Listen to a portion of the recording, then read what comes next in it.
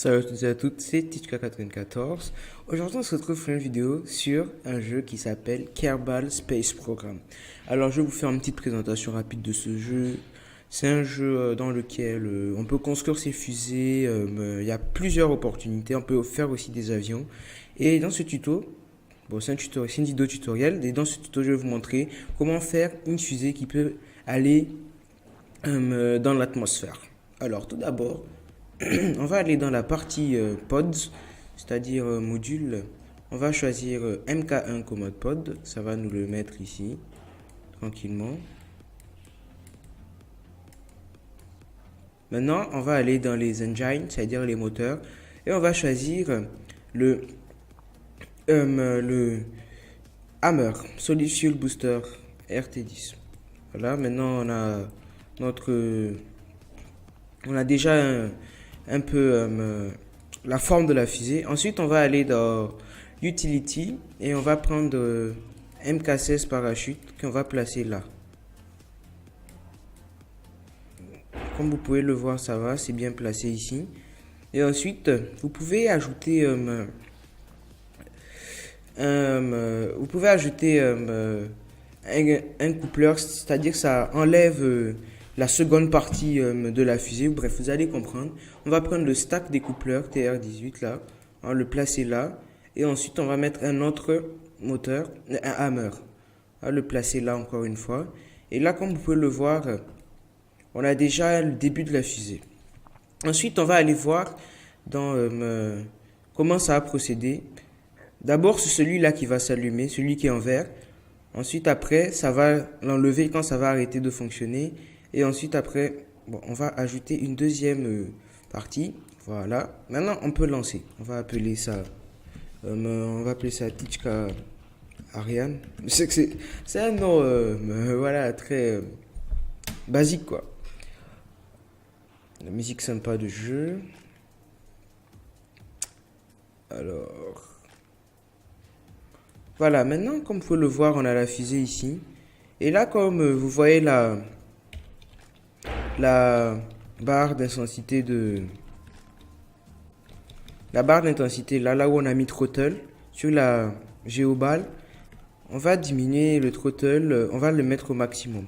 Maintenant, pour lancer, on appuie sur espace. On voit que la fusée commence à se lancer, tout doucement, et on va activer le SAS. Le SAS permet de stabiliser automatiquement la fusée. On va avancer jusqu'à ce qu'il n'y ait plus de fuel. Maintenant, vous allez voir, ça va arrêter. Le moteur va s'arrêter. On va bouger ça. Et maintenant, dès qu'on voit qu'il n'y a pas assez, dès que ça n'accélère pas assez, maintenant, on va appuyer encore sur espace. Ça découple. On voit que notre fusée, elle est à moitié lancée. Comme vous pouvez le voir dans l'icône atmosphère, c'est en bleu là. Maintenant, on va appuyer encore une fois. Ça nous permet de sortir de la couche et on va pouvoir aller en orbite. Comme vous pouvez le voir là sur la géoballe, il y a surface et notre vitesse en mètres par seconde. Et ensuite, on va faire un clic droit sur le parachute. On va mettre la pression minimum à 0,75 pour pouvoir redescendre et l'altitude, on va la mettre à 2000.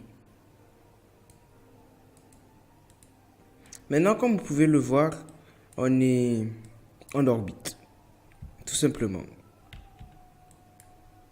Ensuite, on peut cliquer sur la map et on peut voir l'apopsis.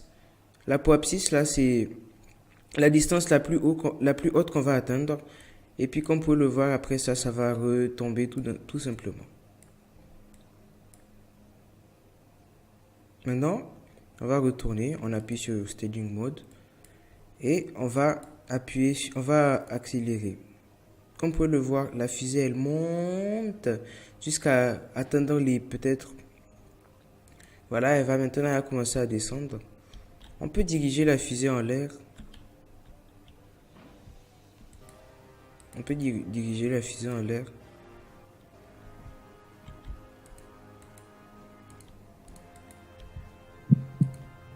Maintenant, c'est tout. La fusée, elle va descendre tout doucement. On va augmenter le temps là pour accélérer la descente. Et dès que vous allez voir, ça va atteindre les 2000 mètres. Là, c'est... Oh! Waouh!